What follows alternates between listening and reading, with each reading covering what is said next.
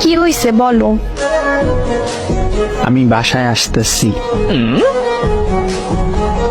না থাক, আশা লাগবে না, এই ঠান্ডায় গোসল করতে পারবো না।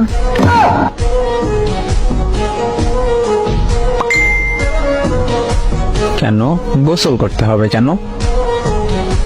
আরে গতবার এসে আমার জ্বর বানিয়ে দিয়ে গেছো।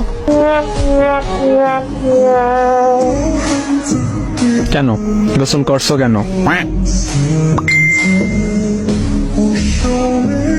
আর এমন জ্বর বানাও, পরে শাশুড়ি এমন মন্দ বলে এত জ্বর হয় কেমনে?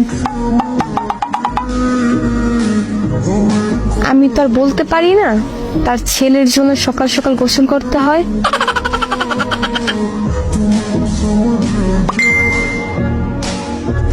আরে আমি সেইটা বলি নাই, মানে এই জন্য আসবো না। তুমি সবসময় এটাই বলো, কিন্তু ঠিক আমার জ্বর হয়।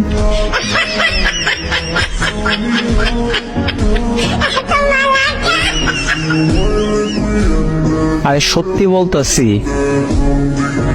গতবারও বলছো সত্যি বলতেছি, কিন্তু এসে জ্বর বানিয়ে দিয়ে গেছো।